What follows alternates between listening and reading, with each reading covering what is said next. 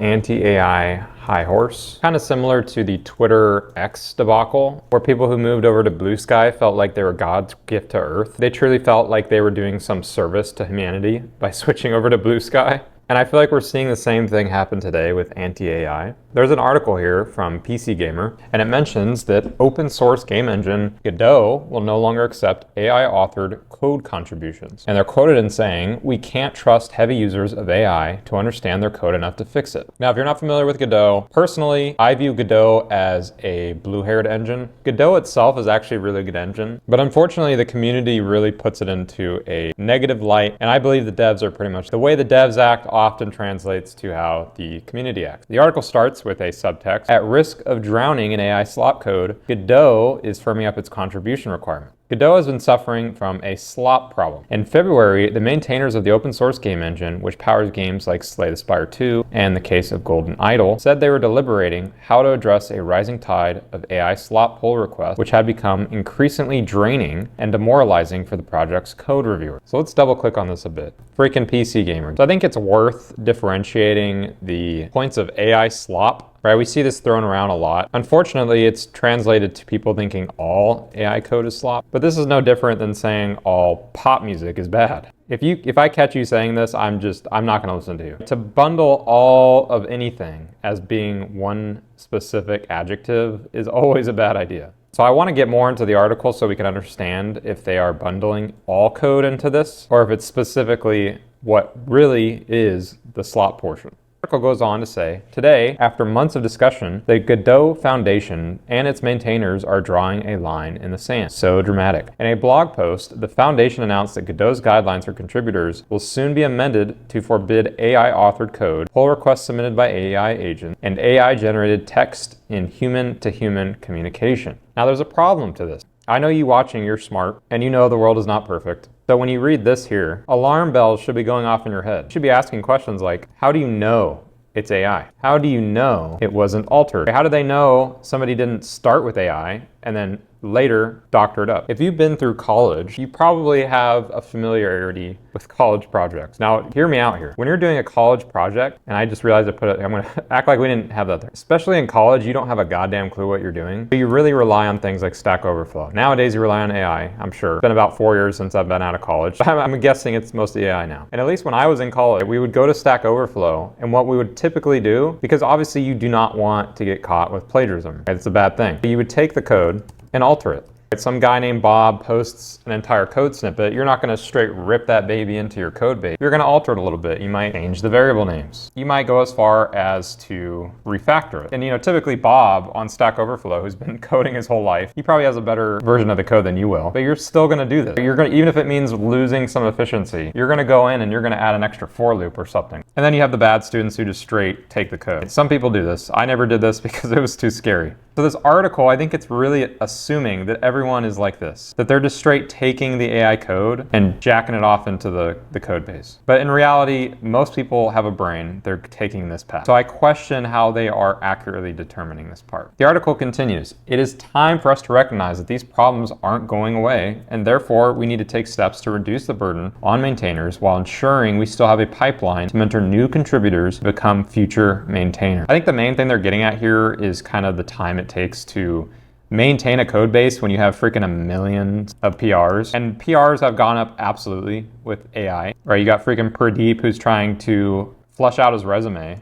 which I like to call them resume PRs, where you can say, oh, I contributed to Godot, look at my PR. And unfortunately, a lot of these drown out the actual PRs, but I see where they're getting at with this, but I want to understand how are they going to suss these out? Because at the end of the day, it sounds like they're still going to have some kind of person maintaining it. So they're going to have somebody go through and determine what is and isn't AI. I don't see how that changes the amount of time allocating to maintaining, but let's see. The article goes on to say, the foundation says the pileup of Godot pull requests pending review isn't all bad. It's a sign that interest in using contribution to Godot is increasing, but the influx of contributions authored or submitted by AI is sapping the project's maintainers of their willingness to confront the already tedious work of reviewing pull requests. I can see this 100%. I can see this. But this is one of those cases, right, where the cat's already out the bag. It's a little too late. Right, we can't undo this, unfortunately, And it's to a point where I really don't see how you can prevent this. As I said earlier, at the end of the day, somebody's going to have to suss these out. So I don't know where the benefit's coming from, but let's continue. If your feedback on PRs is just being absorbed by a machine and not going towards mentoring a potential future maintainer, it becomes much harder to justify spending your free time on PR review. This part is kind of weird because the thing is yes, you might submit a PR with AI, but that does not necessarily mean you're just handing the AI to the PR review. I can envision a case where somebody used AI to help write a better version of the code that they were submitting. Maybe they submitted it with AI, but I can see a world where they aren't necessarily handing that portion off to the AI as well. But let's assume everyone is absolutely evil. Going back to what I was saying earlier, let's assume people are actually in the camp of just straight take the code and not putting effort in. Let's assume that's the case here. As the problem becomes increasingly unsustainable, the Godot Foundation says it's in the process of updating its contribution policies, focusing on adding barriers to low-effort contributions, encouraging maintainers to review code, developing new contributors into future maintainers, and crucially, requiring that all contributions come from humans who are accountable for their code and fixing it if it fails. This reminds me of the anti-piracy. I think we're all familiar with the famous "you wouldn't download a car," but the absurdity of this is not far off. When you tell me you're adding barriers to low-effort slop, this really resonates to me as a similar method of what we were doing for piracy. Nothing worked for piracy. They've tried everything. DRM. Didn't work. Putting a few people in jail. It didn't work. People still do this stuff. And I know this is different, but it's really not. It's the same case of cat is out of the bag. It's just a reality of life. And tackling it in this way is really not going to help. Because how do you determine what is low effort slop? How do you prevent false positives or false negatives? Right, we mentioned the case of Pradeep, who's trying to pad his resume. What about the case of Prakar, who's actually a freaking engineer and wants to put effort in? You cannot tell me that somebody can reliably tell whether the code is coming from Pradeep and his AI agent versus Prakar and his sweaty hands. It's very hard to 100% differentiate these two. So when I read this, I'm reading it as if it's a, hey guys, don't steal a car, it's a crime. Like, yeah, that's gonna stop people from doing that, sure. The article goes on to say, AI cannot take responsibility, and we can't trust heavy users of AI to understand their code enough to fix it. The Foundation says we can expect Godot's contributing policy to soon include explicit rejections of AI-authored code, again, not sure how you're going to determine that, noting that contributors should only use AI assistance for menial things and must disclose its use. Even the article is quoting this. I'm not sure what menial things would mean, because let me give you a scenario. Let's say we have this issue. Let's say I spend 2 hours coding a solution by hand. Let's say I'm Prakar in this case of the example I gave earlier. So we're envisioning Prakar dedicating 2 hours of hard sweat time and tears to solving this issue. And guess what? He does it. Let's say he does it. He tackles it. He solves the issue. And he's got his PR. Now let's say Prakar, as a good engineer he is prioritizing readability and performance. So what does he do? You know, he just got done spending 2 hours of work. His brain is fried. But he knows that this PR is important, so what does he do? He sends it into an AI, and he tells it, hey, check it for performance, check it for readability, as I feel like everyone should do. Why wouldn't you get a second guess? Well, let's say he does this, and maybe there's some things that he includes that is very commonly written from AI. Even though it improves the readability and the performance of the thing he just worked on, are we really going to just completely XMA his result? To me, that seems retarded. And kind of to the thing I said earlier, and I don't have it here now, but it is really not that. It's kind of like how Blue Sky, people were switching for no reason. And like you ask them why they're doing it, and the reason they give is so absurd. This feels like the same case. It feels like we're denying this just to deny it. Like we just want to take a higher road. Like right now I'm viewing Godot as this person here. This is Godot. Oh yeah, we're not gonna touch your nasty AI written slop. How dare you? It doesn't matter that it solves the problem and achieves good coding practices. It was written by AI. We're not going to accept it. Like, what are we working on here? Are we working on a product that people are using? Or are we just trying to come out as being a freaking god? Like, which one are we working on here? Do we actually care about our customers at the end of the day? The article finishes by saying, things change every day with respect to the current suite of AI tools available. We will continue taking a conservative approach in our policies towards them, but we will reevaluate as things evolve. And while I get what they're trying to do, to me it is a little upsetting that people are completely circle jerking this. Pretty much all the sentiment on this online is positive, and I don't see very much negative. But at least to me, this is what it feels like. It feels like we are completely disregarding the point, which is to release a product that is good just because we want to feel we are above everybody else with AI. And it's strange because you see companies, they're claiming that AI is the reason for layoffs. And I think a lot of us see this and we are like, oh, is it really? Like, is this really why we're laying people off? Or are we using this as an excuse? To me, this feels like the same thing, but in the opposite direction. When we say AI is slop, this gives us full credence to disregard your PRs and get to tell people, hey, we're the engine that is above everybody else. They get to go around and say, oh, Godot is superior because it's anti-AI. From left field, there's a email chain between Linus Torvalds. It's not relating to Godot, but I think it applies. And so for context here, Lorenzo Stokes, who is a maintainer for Oracle, he's basically commenting something similar that Godot is, where they're saying, hey, we have way too much AI slop. I won't read Lorenzo's entire email, but I think a thing that kind of summarizes it pretty well is right here. We're noticing a lot more LLM slop than we used to. It is becoming more and more of an issue. The kernel has a thorny reputation of people pushing back, which probably plays some role in holding that off. Right? If you're familiar with kernel development, it is not as simple as just pushing code into the kernel. There's definitely a high barrier of entry of kernel code.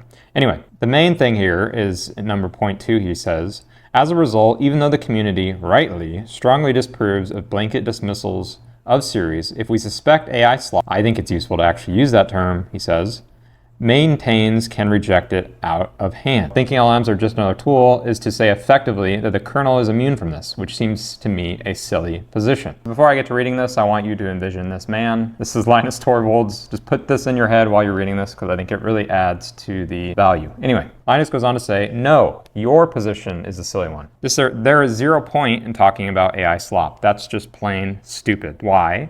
Because the AI slop people aren't going to document their patches as such. That's such an obvious truism that I don't understand why anybody even brings up AI slop, right? Exactly what I alluded to earlier. No one's gonna admit they're using AI if they're using AI. Also, I don't suspect people that don't use AI have to go out of their way to prove themselves around every freaking corner. I was on to say, stop this idiocy. The documentation is for good actors and pretending anything else is pointless posturing. As I said in private elsewhere, I can imagine he pulled Mr. Lorenzo aside and gave him a slapping, but I do not want any kernel development documentation to be some AI statement. We have enough people on both sides of the sky is falling and it's going to revolutionize software engineering. I don't want some kernel development docs to take either stand. It's why I strongly want this to be just a tool statement, right? This is my same outlook on AI. To me, viewing AI as an all positive or all negative is just idiotic. When you see it as a tool, just like anything else, you realize that there are good outcomes and bad outcomes. And this to me is always a take that I resonate with. He finishes by saying, the AI slop issue is not going to be solved with documentation, and anybody who thinks it is either just naive or wants to make a statement, neither of which is a good reason for documentation, right? To me, this is the same issue that Godot is facing. In Godot's case, they really just want to make a statement. They do not care about the code itself. They don't care about the quality of the product. They just want to be Mr. High Horse. Kind of how Lorenzo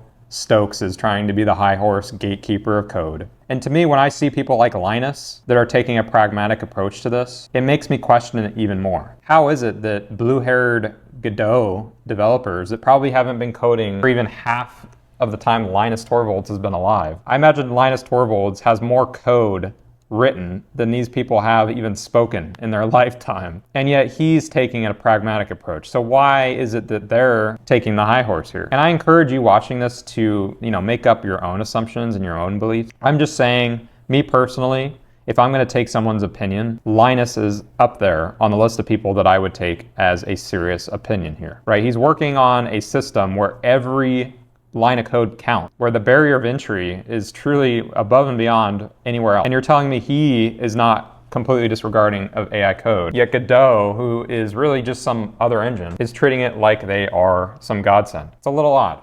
Now, when I search Godot community, let's see what we get on Google Images. This is what we're seeing here. Now let's go further. Let's give it the benefit of the doubt. This is what we're seeing here. Let's go further. Maybe we can give it a little bit more benefit of the doubt. This is what we're seeing here. Okay, this one's fine. So this is fine. This is what I expect from a solid engineer. But I'm not the only one that thinks this. People like this. Godot is not as bad as its community. It is missing some things, especially in physics. However, it is still possible to make most games with it. So like in general, the sentiment with Godot has always been, it's a very capable engine, but the community is absolutely toxic. Even if you go to the subreddit itself, you'll see these videos about how their community has destroyed their reputation. And you've even got cases like Asmongold commenting on the community manager, right? This is a very well-known blue-haired Nancy company. So when I see articles like this talking about how they're anti-AI, to me, this is just the same token. They want to feel like they're above everybody else. They want to feel like they're special. So they're going to anti-AI. And unfortunately, there's a lot of companies that are doing this. And to me, whenever I see this, I stop using the product. If your selling point is that you're anti-AI and not that your product is actually good, I don't want to use your product.